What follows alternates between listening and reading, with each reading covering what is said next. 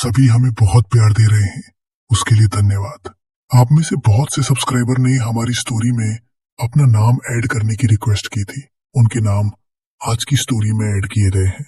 अगर आप अपना नाम हमारी स्टोरी में चाहते हैं तो आप हमारे चैनल को सब्सक्राइब करके अपना नाम कमेंट कर सकते हैं। शुरू करते हैं आज की स्टोरी। अंकित अंधेरी रात में घने जंगल के बीचों बीच एक बोतल लेकर जमीन पर बैठा हुआ था और कुछ मंत्र पढ़ रहा था। जंगल काफी सुनसान था। दूर तक कहीं किसी जानवर की आवाज भी नहीं आ रही थी। वो लगातार मंत्र पढ़े जा रहा था और अचानक से बोतल हिलने लगी। मैं अब अमीर हो जाऊंगा, बस आखिरी मंत्र बोलने की देर है। अंकित ने तलवार निकाली और अपनी हथेली पर रखी। तभी पीछे से कोई आया। अंकित मंत्र पढ़ने में बिजी था, इसलिए वह ध्यान नहीं दे पाया कि उसके पीछे कोई आ रहा है। वो आदमी तेज कदमों से अंकित की तरफ बढ़ा और उसने अंकित की पीठ में पूरी तलवार घुसेड़ दी।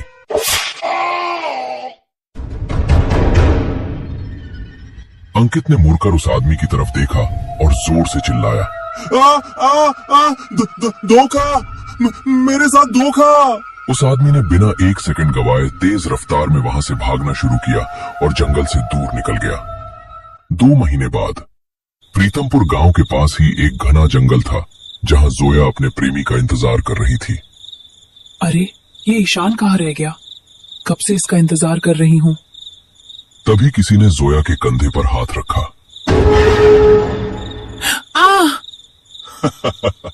अरे क्या जोया, तुम भी?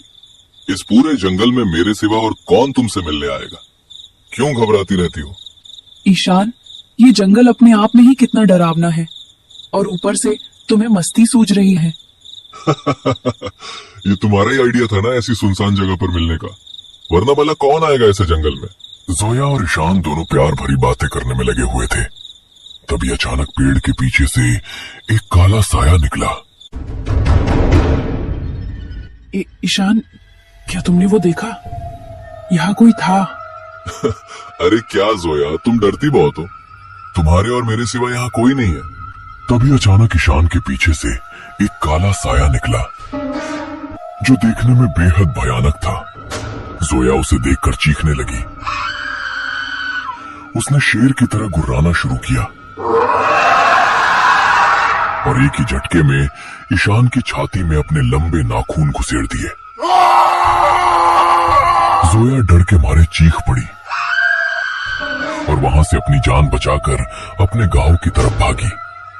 अगले दिन ईशान के मारे जाने की खबर पूरे गांव में फैल गई।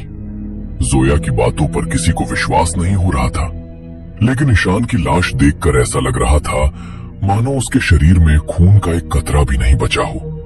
लगता है किसी बड़े जंगली जानवर ने उसे अपना शिकार बनाया है। लेकिन सरपंच जी, कोई जानवर भला इंसान का पूरा खून कैसे चूस सकता है? आप उसके शरीर को देखिए, ऐसा लग रहा है मानो पूरा का पूरा खून किसी ने निकाल लिया हो। बात तुम सही कह रहे हो। इससे पहले ऐसी घटना कभी सुनने में नहीं आई, लेकिन ये किसी भूत प्रेत का काम भी नहीं लगता। हम जोया की बात पर विश्वास नहीं कर सकते। तभी वहां एक आदमी आया जिसने पूरे काले कपड़े पहने हुए थे। ये किसी जानवर का काम नहीं है सरपंच, ये एक जानलेवा आत्मा है जो भटकते भटकते तुम्हारे गांव तक पहुंची है। अब वो तुम्हारे पूरे गांव का सर्वनाश करना चाहती है। मैं उसे रोक सकता हूँ, मगर उसके लिए सभी गांव वालों को मेरा हुक्म मानना होगा। बकवास बंद करो। तुम जैसे ढोंगी पहले भी कई बार हमारे गांव में आ चुके हैं। थोड़े से पैसों की लालच में तुम यहाँ नाटक करके हम लोगों से पैसे ऐंठना चाहते हो। चले जाओ यहाँ से, वरना ठीक नहीं होगा। पछताओगे सरपंच। आज सिर्फ एक मौत हुई है, कल 4 लोगों की मौत होगी, तब मेरे पास आओगे और आगे जितनी भी मौतें होंगी उन सब के जिम्मेदार तुम होगे। ऐसा बोलकर वो आदमी वहां से चला गया। पंचायत बिठाई गई और लोगों ने घबराहट में सरपंच को तांत्रिक बुलाने की सलाह दी। तुम लोग भी अंधविश्वास में डूब चुके हो। माना कि ईशान की मौत बहुत अलग ढंग से हुई है, इसका मतलब ये नहीं कि हमारे गांव पर किसी प्रेत का साया है। सारे लोग चौकन्ने रहो। हो सकता है वो आदमी सच कह रहा हो, लेकिन हमें पता होना चाहिए कि ये सब कर कौन रहा है। गांव वाले सरपंच की बात सुनकर वहां से चले गए, मगर उनके दिलों में अभी भी उस आदमी की बातें गूंज रही थीं। उसने कहा था कि उनके गांव पर एक प्रेत का साया मंडराने लगा है। अगली सुबह गांव के पास 4 लाशें और मिली। उन लोगों के शरीर में भी खून का एक कतरा नहीं बचा था। गांव वालों ने जब उन लाशों को देखा तो उनकी सिट्टी पिट्टी गुम हो गई। सभी सरपंच के पास पहुंचे और उस आदमी को ढूंढने की सलाह देने लगे। वो आदमी उन्हें जंगल के पास ही मिला। जैसा तुमने कहा था ठीक वैसा ही हुआ। आज 4 लोगों की मौत हो गई, लेकिन मैं जानना चाहता हूं कि ये सब कौन कर रहा है और क्या तुम हमें इससे बचा सकते हो? हाँ, मैं तुम सबको इस प्रेत से बचा सकता हूँ, लेकिन उसके लिए तुम लोगों को मेरी बात माननी होगी। हम सब तुम्हारी बात मानने के लिए तैयार हैं, लेकिन उससे पहले तुम्हें बताना होगा कि तुम कौन हो और इस प्रेत के बारे में कैसे जानते हो। मेरा नाम मनप्रीत है, मैं एक तांत्रिक हूँ। तुम्हारे गांव पर जो प्रेत मंडरा रहा है वो तुम्हारे पूरे गांव को खत्म कर देगा।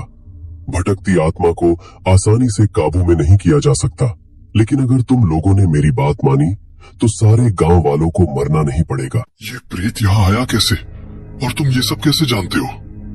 वो बहुत लंबी कहानी है, उसके बारे में फिर कभी बताऊंगा। अगर तुम लोग उस प्रेत से छुटकारा चाहते हो तो हर गांव वाला मुझे एक सोने का सिक्का देगा, तभी मैं गांव वालों की जान बचा सकता हूँ। और हाँ, जैसा कि मैंने कहा, ये प्रेत बहुत ताकतवर है, इसलिए हर महीने की 13 तारीख को एक गांव वाले की मौत जरूर होगी। वो मेरे बस में नहीं है। गांव वालों के पास कोई और चारा नहीं था, इसलिए उन्होंने मनप्रीत की बात मान ली। और सच में अगले महीने की 13 तारीख तक गांव में कोई भी खून नहीं हुआ। लेकिन 13 तारीख को एक आदमी की लाश उसी कुएं के पास मिली। हालांकि मनप्रीत पहले ही सबको बता चुका था कि उस ताकतवर प्रेत को महीने में एक बार शिकार पर जाना ही पड़ता है। सुनील अपने घर में अपने दोस्तों के साथ बैठकर जुआ खेल रहा था। अंकुश भाई यार, कैसी डर डर के जिंदगी कट रही है। पता नहीं कहां से ये प्रेत आ गया जो हर महीने की 13 तारीख को किसी न किसी गांव वाले को मार डालता है। सही कह रहे हो सुनील भाई, इसलिए तो गांव वालों ने रात में बाहर निकलना ही बंद कर दिया है। आज वैसे तारीख कितनी है? आज तो 8 तारीख है। अभी हम सब मजे से 4 दिन और बेफिक्र होकर अपना काम कर सकते हैं, लेकिन मुझे शक है कि ये सब काम वही तांत्रिक करवा रहा है। पैसों की लालच में वो हम गांव वालों को मरवा रहा है। तुम सही कह रहे हो, मुझे भी लगता है ये साला खुद कोई प्रेत लेकर आया है और पैसे के लिए उसे गांव वालों को मरने के लिए छोड़ देता है। अगर मुझे मौका मिल जाए तो मैं उस तांत्रिक की सच्चाई सबके सामने रख दूं। अरे हटाओ यार, खाओ पियो मौज करो। पिछली चोरी में इतना माल मिला है कि आराम से 5 से 6 महीने ऐश से कट सकते हैं। चारों दोस्त बातें कर रहे थे, तभी सुनील के घर के दरवाजे पर तेज खटखटाने की आवाज आने लगी। इतनी रात को कौन आ गया? मैंने तो तुम 3 लोगों को ही बुलाया था। अरे हो सकता है मुकेश आया हो, मैंने उसे बताया था कि मैं यहाँ आ रहा हूँ। वो भी काफी परेशान लग रहा था 2 दिन से। सबको मेरे कामों के बारे में बताकर बदनाम करता फिर रहा है क्या? उसे बताया था क्या कि मैंने चोरी में अच्छा खासा माल लूटा था? साले को 1 रुपया नहीं दूंगा। सुनील ने दरवाजा खोला, मगर वहां कोई नहीं था। तभी अचानक एक साया दीवार के आर पार आ गया और शेर की तरह गुर्राने लगा। अरे बाप रे, लगता है ये वही प्रेत है जिसके बारे में वो तांत्रिक बता रहा था। इससे पहले कि सुनील, अंकुश और उसके बाकी दोस्त वहां से भाग पाते, उसने एक ही झटके में उन सब के सर धड़ से अलग कर दिए और फिर गुर्राते हुए गायब हो गया। अगली सुबह 4 लाशें देखकर गांव वालों के गुस्से का ठिकाना नहीं रहा। वो लोग भागते हुए तांत्रिक के पास उन चारों की लाश लेकर पहुंच गए और उससे उन 4 लाशों का हिसाब मांगने लगे। तुमने कहा था अगर हम तुम्हें रोज एक सोने का सिक्का देंगे तो हमारी जान को कोई खतरा नहीं होगा। 13 तारीख से पहले एक साथ 4 लोगों की मौत कैसे हो गई? जवाब दो इसका। मनप्रीत को कुछ भी समझ में नहीं आ रहा था। ये नामुमकिन है, इन लोगों को उस प्रेत ने नहीं मारा। मेरे ख्याल से इन्हें किसी और चीज ने मारा है। हमें तुम्हारी बकवास नहीं चाहिए। तुमने हमसे पैसे लिए थे हमारी जान की हिफाजत के लिए। अगर तुम हमारी रक्षा नहीं कर सकते तो हमारे पैसे लौटाओ और यहाँ से चले जाओ। अगर मैं यहाँ से चला गया तो 4 दिन में ही पूरा गांव खत्म हो जाएगा। मैंने अब तक आप लोगों से जो कहा था वैसा ही होता आया है, और मैं आप लोगों को वचन देता हूँ कि जिसने भी इन 4 लोगों को मारा है उसे भी मैं कैद कर लूंगा। बस मुझे थोड़ा वक्त दीजिए। गांव वालों को समझ नहीं आ रहा था कि वो क्या करें, इसलिए वो लोग चुपचाप वहां से चले गए। मनप्रीत ने उन लाशों को देखा और फिर गहरी सोच में डूब गया। यह कैसे हो सकता है? मेरा गुलाम मेरे हुक्म के बिना किसी का खून नहीं कर सकता, लेकिन उस प्रेत ने इन 4 की गर्दन काटी है। मतलब ये कोई और प्रेत है। मुझे इसका पता लगाना होगा। मनप्रीत रात को प्रीतमपुर से निकलकर पास के ही गांव में पूछताछ करने चला गया। तभी उसे पता चला कि लखनपुर नाम के गांव में एक सेठ रहता है जिसके पास कुछ शक्तियां हैं। वो भी उसकी तरह 2 महीने पहले ही लखनपुर में आया था और लोगों की समस्याएं सुलझाने लगा था। मनप्रीत को लगा हो न हो यही दूसरे प्रेत का मालिक होगा। मनप्रीत लखनपुर की ओर बढ़ गया। उसने देखा एक बहुत आलीशान घर के सामने भीड़ लगी हुई थी। वो भी भीड़ के साथ खड़ा हो गया। अजय, मुझे पहचाना नहीं? अजय ने जैसे ही मनप्रीत को देखा वो हक्का बक्का रह गया। उसने बाकी लोगों से कहा, भाई लोगों, मेरी आज तबीयत कुछ ठीक नहीं लग रही। मुझे लगता है आप लोगों को अब यहाँ से जाना चाहिए। मैं कल आप लोगों की समस्याएं सुनूंगा। सभी लोग वहां से चले गए। अब कमरे में सिर्फ अजय और मनप्रीत बचे हुए थे। ये सब क्या लगा रखा है अजय? अरे मेरे भाई, मेरे दोस्त, कितने दिनों बाद मिल रहा है मनप्रीत। कैसा है तू? बकवास बंद कर, मुझे साफ साफ बता। उस रात जब हम तीनों प्रीतमपुर के पास वाले जंगल में गुरु काले की किताब से प्रेत बुलाने गए थे, तब तूने भी प्रेत सिद्ध कर लिया था ना? अरे भाई, कैसी बातें कर रहे हो? कितने दिन हो गए उस बात को। मैं तो इन चक्करों में पड़ता ही नहीं हूँ। ये सब मैंने छोड़ दिया है यार। मेरे गांव में कल 4 लाशें मिली थी जिनके सर धड़ से अलग थे। मेरा प्रेत खून पीता है, इसका मतलब वो मेरा प्रेत नहीं था। इसका सिर्फ एक ही मतलब हो सकता है, वो तेरा प्रेत था। मुझे सब सच सच बता। उस रात तूने प्रेत कैसे बुला लिया? तू जैसा डरपोक आदमी अपना खून दे ही नहीं सकता। बताता हूँ मेरे भाई, लेकिन प्लीज ये राज किसी को मत बताना। प्रीतमपुर से सटे जंगल में एक बात मशहूर थी कि वहाँ कई प्रकार के तंत्र मंत्र किए जाते थे, लेकिन लोगों को तांत्रिकों से बहुत डर लगता था। इसलिए जंगल में सभी तांत्रिकों का आना मना कर दिया गया था। फिर भी कई लोग तंत्र विद्या सीखकर वहां उसे आजमाने आते थे। मनप्रीत, अजय और अंकित तीनों दोस्त अपनी फटेहाल जिंदगी से परेशान होकर उस जंगल में अपने गुरु काली की किताब का इस्तेमाल करके अमीर होना चाहते थे। वो लोग अमावस्या की रात जंगल के बीचों बीच मंत्र पढ़ना शुरू करते हैं।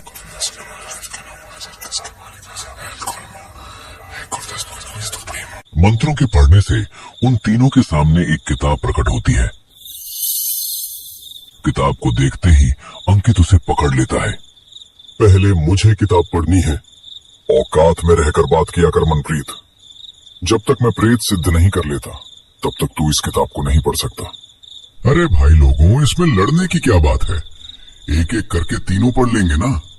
नहीं, गुरु काली ने मुझे बताया था जो भी प्रेत बुलाया जाएगा उसका पन्ना गायब हो जाएगा, और अगर अंकित ने सबसे ताकतवर प्रेत बुला लिया तो वो अपने प्रेत से हम दोनों को मरवा देगा। तुम दोनों को मारने के लिए मुझे किसी प्रेत की जरूरत नहीं है। मैं अगर चाहूं तो अकेले तुम दोनों को अभी मार सकता हूं। मनप्रीत और अंकित दोनों एक दूसरे को जान से मारने की धमकी देने लगे। तभी अजय के दिमाग में एक आइडिया आया।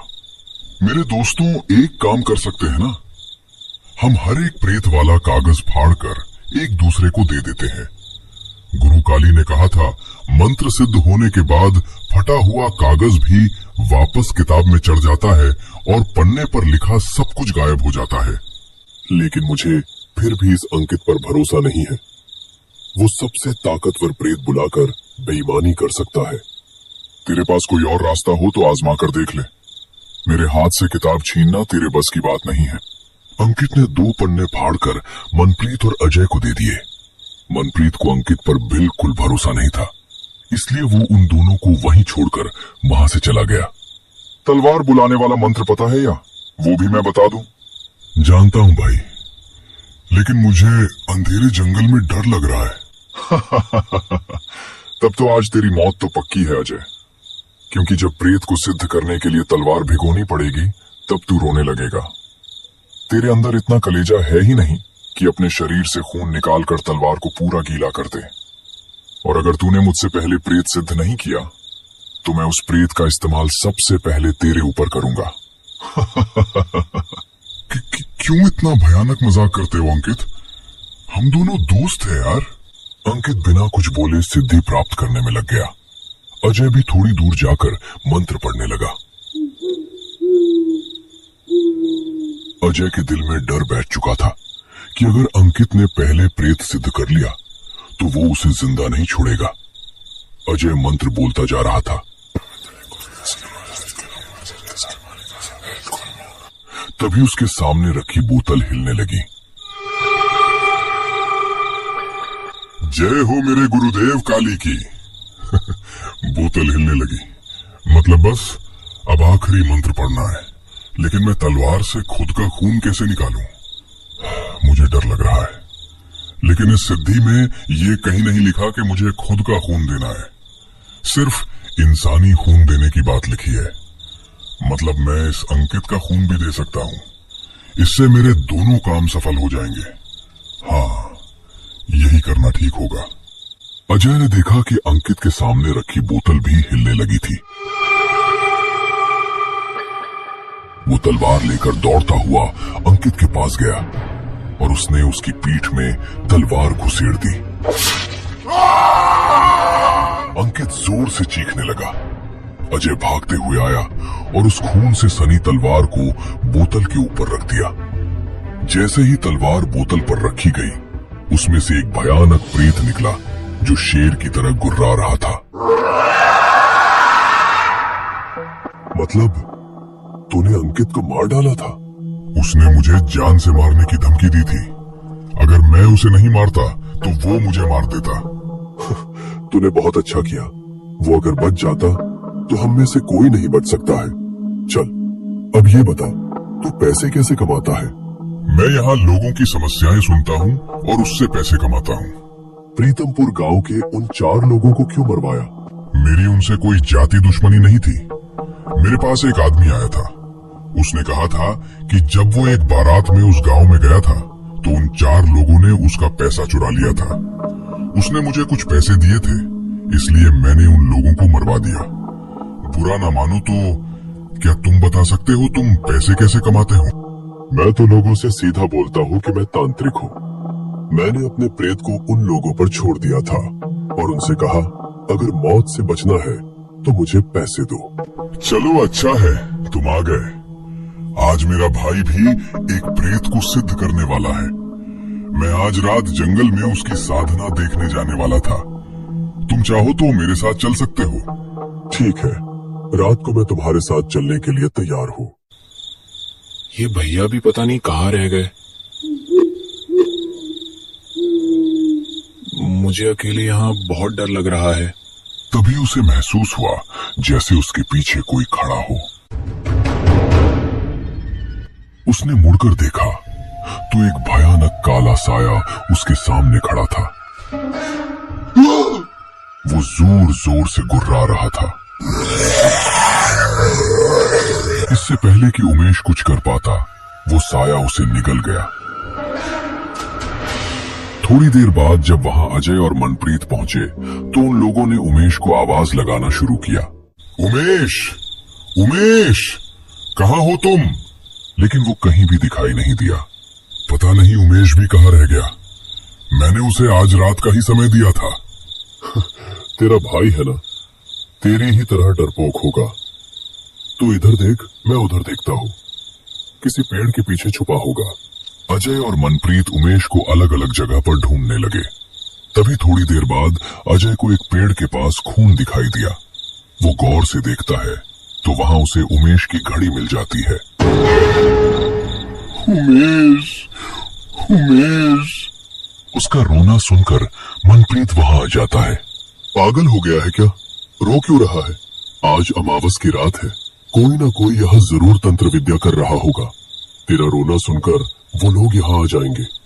तूने मेरे भाई को मार डाला, मेरे भाई की घड़ी और उसका खून। मैं समझ गया हूँ, किसी प्रेत ने मारा, यानी कि तूने मारा है। पागल हो गया है क्या? मैं तो तेरे साथ ही था। मेरा प्रेत रक्त पिपासु है, वो खून पीता है, शरीर को कोई नुकसान नहीं पहुंचाता।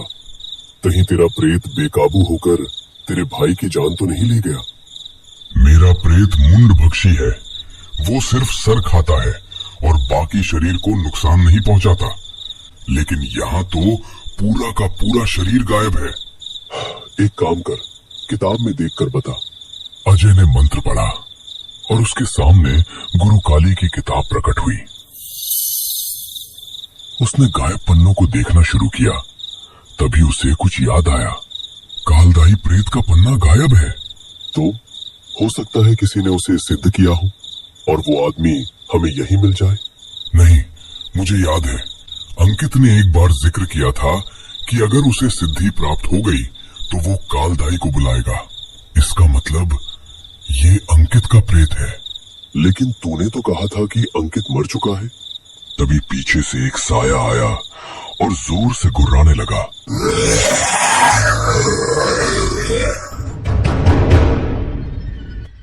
अंकित मर गया, लेकिन मरने से पहले उसने मंत्र पढ़कर मुझे सिद्ध कर लिया था। अब मैं तुम दोनों को मार डालूंगा। मनप्रीत और अजय दोनों घबराकर अपने अपने प्रेतों को बुला लेते हैं।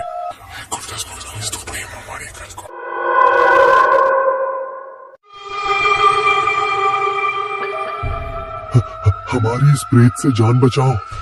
हाँ, मेरा भी यही हुक्म है। हम लोगों की रक्षा करो। तुम्हारे गुलाम तुम्हारा ये आदेश नहीं मान सकते, क्योंकि मैं उन दोनों से ज्यादा ताकतवर हूँ। अब अपनी मौत के लिए तैयार हो जाओ। और उस कालमयी ने एक ही बार में मनप्रीत और अजय को निगल लिया और उनके प्रेत बस देखते रह गए। फिर वो तीनों भी अचानक गायब हो गए और पूरे जंगल में एक डरावना सन्नाटा छा गया।